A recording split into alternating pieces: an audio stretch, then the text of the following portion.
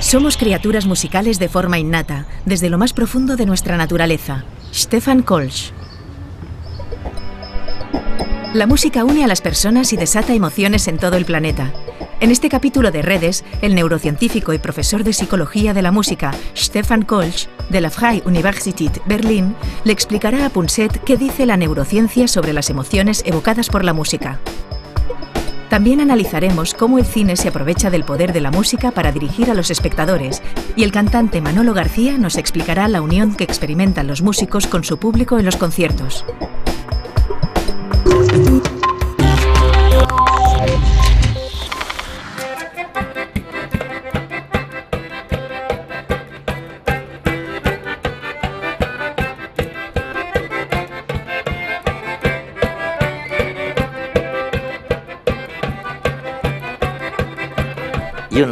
Sabes, algunos de tus amigos me dicen que nada tiene más impacto sobre el cerebro que la música. En el sentido de que afecta la memoria, incluso afecta el movimiento, las emociones, lo afecta prácticamente todo. Quiero decir, ¿la música es tan importante como dicen? ¿O crees que no hay para tanto? Creo que es muy importante y que, de hecho, se le podría dar la vuelta a la pregunta y plantearnos si hay alguna parte del cerebro que no se vea influida por la música. ¿Qué está ocurriendo en el cerebro de los que hacen música? Mientras producen sonidos, los escuchan y los coordinan con sus propios movimientos y con su propia producción de sonidos. Recuerdan lo que han producido antes, así como lo que producirán después. Quizás recuerden la canción, la letra. Se miran, se genera actividad emocional. En general, cuando la gente compone música en común, se lo pasa bien, disfruta estando con los demás, disfruta comunicándose con los otros, y todos esos procesos diferentes hacen que el cerebro humano se comprometa con toda su riqueza y colorido, por decirlo de alguna manera. Este mundo de la música parece tan dirigido por las emociones. Según parece, has llevado a cabo unos experimentos en Camerún.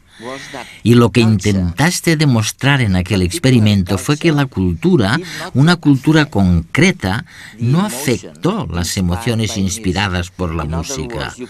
Es decir, juntaste un aborigen, un ingeniero muy sofisticado, procedente de dos hemisferios del mundo totalmente distintos, y sin embargo, todos reaccionaron igual. Fue un estudio sobre el reconocimiento de las emociones en la música. Uno de mis estudiantes de doctorado viajó al norte de Camerún e hizo una investigación con personas que nunca habían escuchado música occidental antes. Estas personas fueron capaces de decir: esta pieza suena bastante alegre, esta otra bastante triste, y aquella bastante aterradora. Suponemos que es porque en la tradición musical occidental la música triste imita la prosodia de una voz triste. Tonos bajos que van disminuyendo el timbre, por ejemplo, un tempo que no sea rápido, solo pequeñas variaciones de tono. Parece ser que cuando se codifica en forma de música, aunque nunca hayamos escuchado dicha música antes, somos capaces de reconocer qué emoción expresa la pieza en cuestión.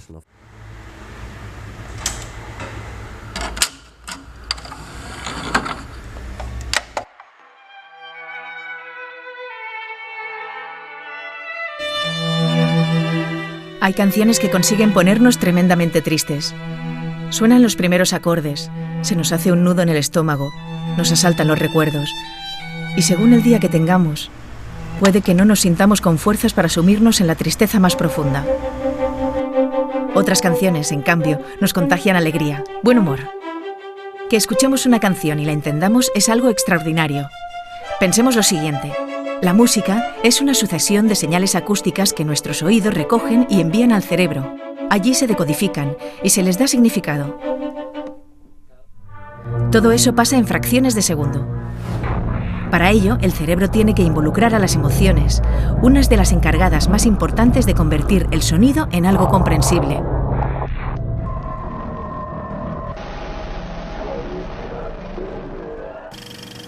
Un ejemplo es el cine.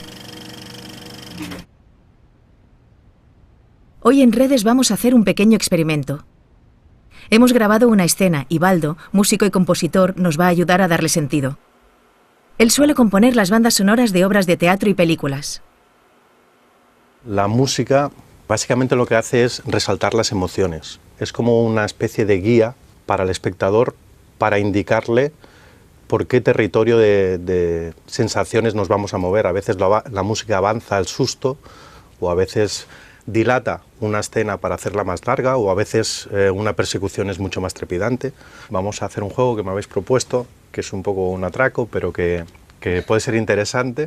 Voy a musicar a tiempo real, en directo, una película. Vamos a jugar llevándola a territorios completamente distintos. Vamos a hacer creer al espectador que hay dos personajes que se tienen miedo, o al menos uno le tiene miedo al otro, o vamos a hacer que estos dos personajes, vamos a hacer con la música, que se cree un clima romántico y que puede ser que se lleguen a enamorar.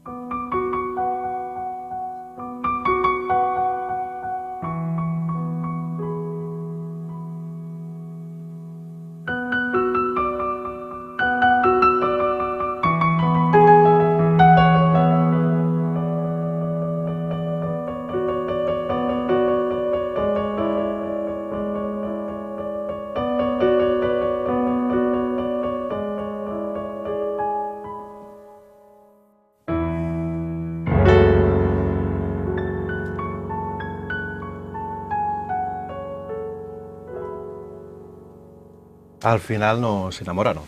Vamos a coger la misma escena y a darle otro matiz completamente distinto. En este caso vamos a crear una tensión entre los dos personajes y nos serviremos de notas disonantes, de sonidos que no nos suenan amables al oído.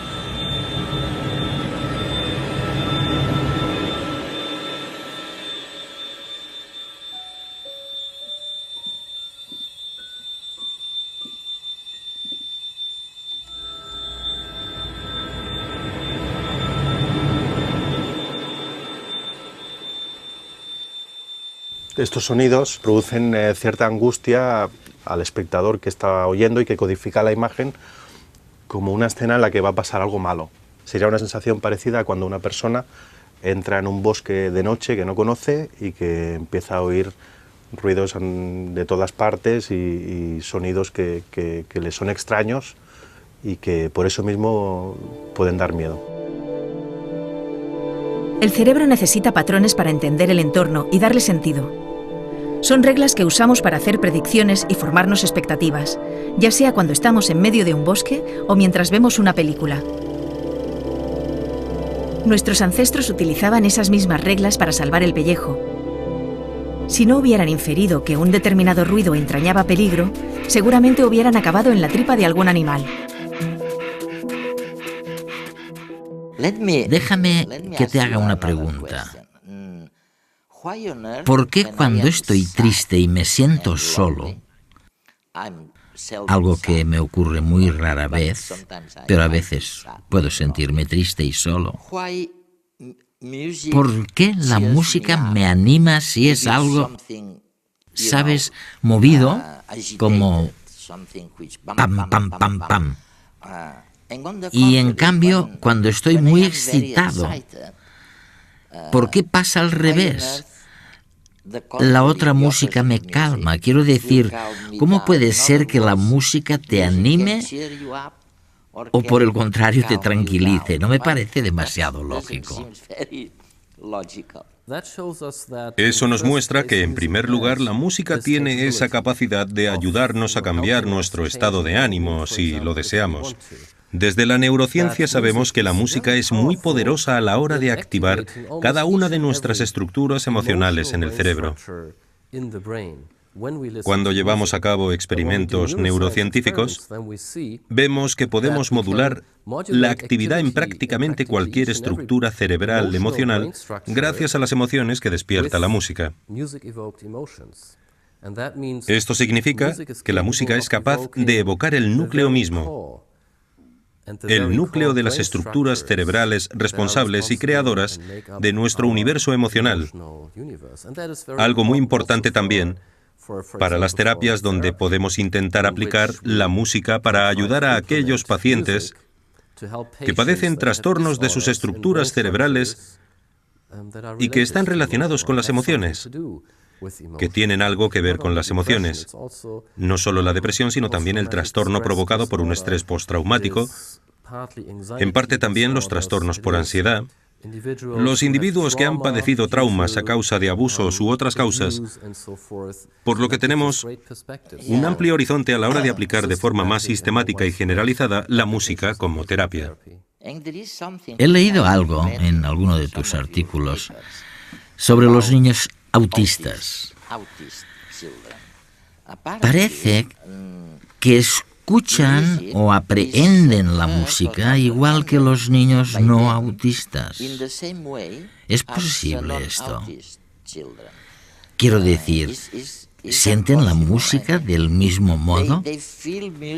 ¿No existe la diferencia que sí encontramos en el caso del lenguaje o en su capacidad para empatizar con otros? Unos pueden y otros no. De momento es muy difícil contestar a tu pregunta porque no tenemos suficientes estudios neurológicos sobre la relación entre niños autistas y la música. Pero lo que sí sabemos es que los niños autistas sienten un gran interés por la música y son propensos a componer música con otros. En entornos terapéuticos, también es cierto que resulta difícil comunicarse con ellos a través del lenguaje. En cambio, es más fácil hacerlo a través de la música. De hecho, algunos de nuestros estudios han probado que la música puede comunicar información. No es algo que simplemente crean los terapeutas de la música y que no tenga base científica. También estamos determinando qué instrumentos musicales pueden fomentar la empatía y el reconocimiento de las emociones. Es algo que estamos probando con niños autistas, pero también dentro del currículum escolar de los niños en general, porque es una forma divertida de experimentar las emociones, de aprender a reconocer las emociones y otras cosas, de encontrar nuevas formas de expresar las emociones, de ampliar el vocabulario referente a las emociones. Lo realmente fascinante es esa cohesión social que tú señalas en la música. No es tanto una cuestión individual, como cree mucha gente, sino que el impacto es social y une a unas personas con otras. Es algo tremendamente social la música. ¿Es cierto? Sí, y no solo es cierto, sino que creo que es una de las cosas especiales que tiene la música. Uno de los grandes poderes de la música. La música despierta en nosotros todas esas funciones sociales cuando la hacemos juntos. Como humanos, somos una especie social y no podríamos haber sobrevivido a lo largo de la evolución sin cooperar ni comunicarnos, si no hubiésemos manifestado un comportamiento social con otros individuos. Mientras hacemos música, volvemos a vivir todas esas experiencias y ponemos en marcha todas esas funciones sociales. Es decir, averiguamos qué quiere el otro, o qué intenta, o qué desea, o qué cree, sin que nos lo diga explícitamente. Hay experiencias emocionales en las que después de hacer música juntos, todos nos sentimos felices, mientras antes, en cambio, quizás estábamos enfadados. Y el resultado de todo ello es esa especie de cohesión social. Nos gustamos más que antes, estamos más unidos que antes, confiamos más los unos en los otros, pensamos que el otro nos ayudará cuando nos sintamos solos o tengamos un problema. ¿Podríamos decir que si habláramos menos y escucháramos más música, habría más altruismo en la sociedad? Creo que deberíamos hacer ambas cosas. Si bien es cierto que existen algunas sociedades donde, si dos personas están enemistadas y acuden a los tribunales, no es un tribunal real porque no tienen la organización social que tenemos nosotros, se espera de ellos que canten. No pueden pelearse. Bueno, pueden exponer el motivo del enfrentamiento, pero tienen que cantar el motivo de la pelea. Así es, resulta increíble, ¿no? Porque la gente no puede mentir con la misma facilidad cuando canta y se enfrentan unos a otros de una manera mucho más cooperativa. De un modo que tiene mucho más sentido que cuando simplemente nos gritamos. Hay sociedades sin escritura, pero ninguna sin música. Las melodías nos unen, nos hacen compartir estados de ánimo, forjan lazos sociales y fomentan la cooperación. En algunas culturas incluso se usan como forma de rebajar tensiones y para solucionar diferencias entre personas. Se ha visto que al escuchar música se activan las áreas del cerebro que se encargan de la imitación y la empatía. Son las zonas donde están las neuronas espejo, que actúan reflejando las acciones e intenciones de los otros como si fueran propias. De esta forma podemos sentir el dolor de los otros, su alegría, su tristeza, imitar sus acciones. Quizás por eso la música es capaz de tocar nuestras emociones y crear lazos sociales, porque nos permite compartir sentimientos. A lo largo de la historia, los seres humanos nos hemos unido para bailar, cantar y celebrar rituales. De hecho, no hay celebraciones que valgan que no tengan música, y eso ha sido así desde las primeras tribus hasta los conciertos actuales de rock.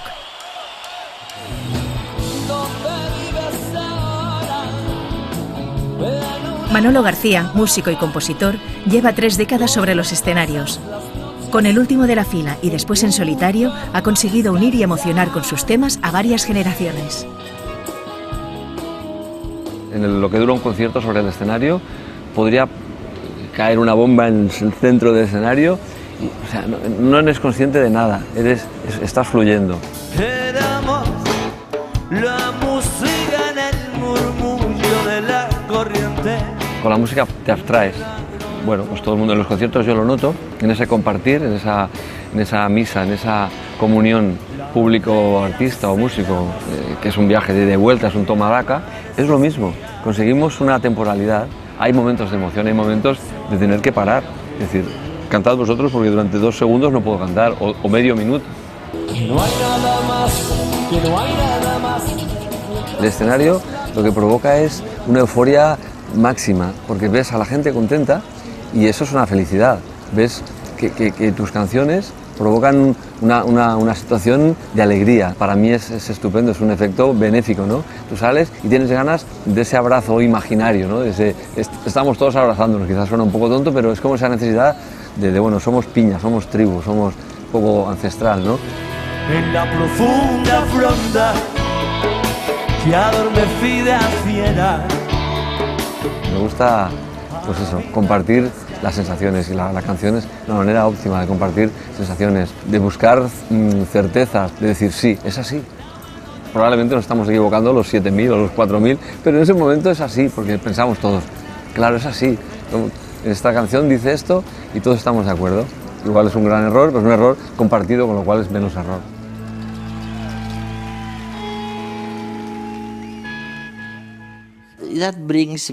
Esto me lleva a una pregunta muy importante, para la que imagino que aún no tienes una respuesta definitiva.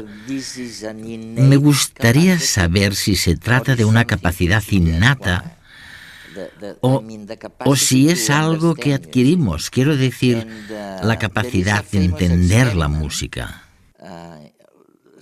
Hay un famoso experimento, algunos miembros de tu equipo participaron en él también, que muestra cómo los bebés de solo 3 días pueden reaccionar a la música.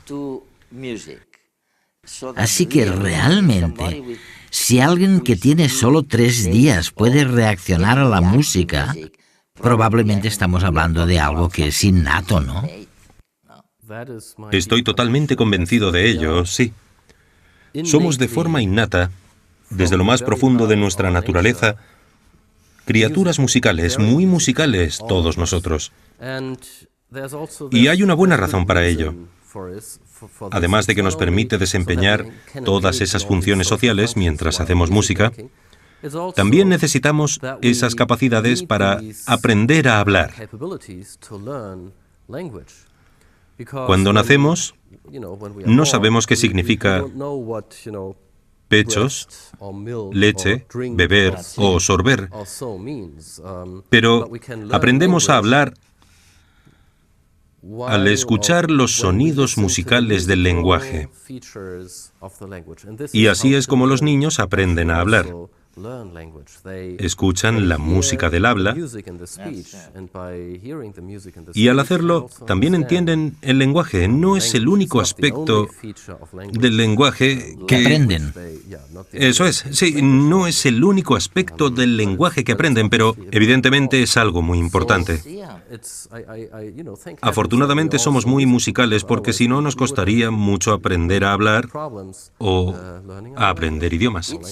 Es gracioso, porque lo que dices es que hay una especie de canción, una especie de forma musical de hablar con los bebés, como hacen las cuidadoras, ¿no? Ya lo sabes, ¿no? En realidad no les hablas, más bien les cantas. Y según parece, dices que esto es lo que entiende el bebé. Se ha demostrado que cuando las madres hacen al hablar con sus hijos, esto es buenísimo. Bueno, está claro que para que nos entiendan es importante jugar con la entonación. No solo los adultos se entienden mucho mejor cuando no hablan con una voz monocorde, sino que le ponen una cierta entonación y ritmo. En el caso de los niños también es muy importante porque hay estudios que demuestran que si los padres no hablan con sus hijos jugando con la entonación, los niños son mucho más susceptibles de padecer trastornos del habla y del lenguaje. Es increíble, ¿verdad? Es fantástico. ¿Sabes? Solo con escucharte, increíble. ¿No es fantástico? Increíble. ¿No es fantástico? Ya hay un cierto ritmo. Y además, tienes una voz muy melódica. Tu voz sube y baja. Me muestra subiendo y bajando el tono, yendo más rápido y más despacio. ¿Dónde están los límites de las frases? ¿Dónde se acaba la frase? ¿Cómo te sientes? ¿Cuánto deseas que algo ocurra? ¿Qué deseas? ¿Cuáles son tus intenciones? Y cosas semejantes. ¿A quién se le ocurriría entonar una melodía para pedir una pizza en el restaurante? Hasta hace poco creíamos que la música solo servía para transmitir emociones, pero Kölsch ha demostrado que también puede comunicar información semántica, como las palabras. Si después de oír la frase «me gusta el café con azúcar» nos dan a elegir 2 palabras, leche o cortina, siempre escogeremos leche porque tiene más coherencia semántica con la frase.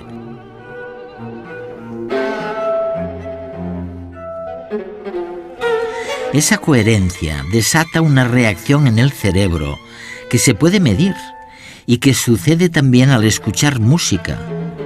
Por eso, después de escuchar el terceto de cuerdas de Schoenberg, todo el mundo elige la palabra aguja. Resulta que Schoenberg había dicho que esa música era una descripción de las punzadas que había sentido durante un infarto. A menudo cuando hablamos de emociones, utilizamos palabras para referirnos a algo que sentimos en nuestro cuerpo. Wittgenstein lo denominó Empfindung, sensación en castellano.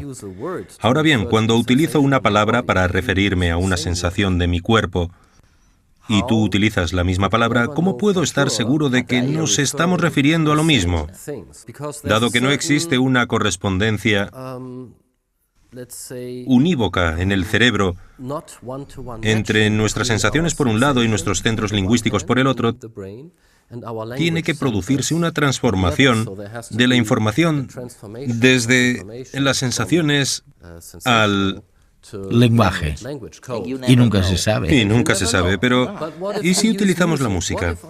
¿Y si utilizo la música para evocar algo en ti, sensaciones o Empfindung, que se parezcan a los Empfindung y sensaciones que tengo en mi cuerpo?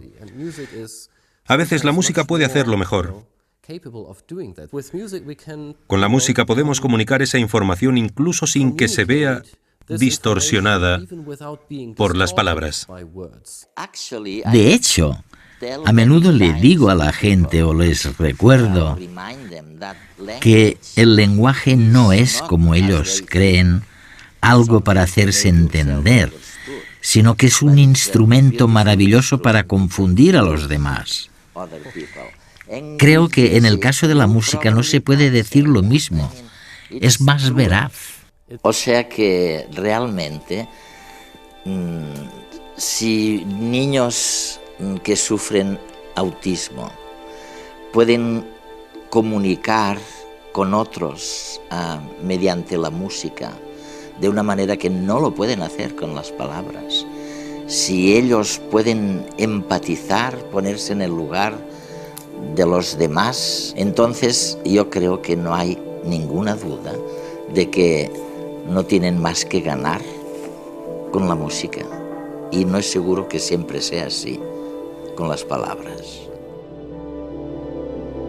No existe casi ninguna parte del cerebro que no se vea afectada por la música. Stefan Kolsch.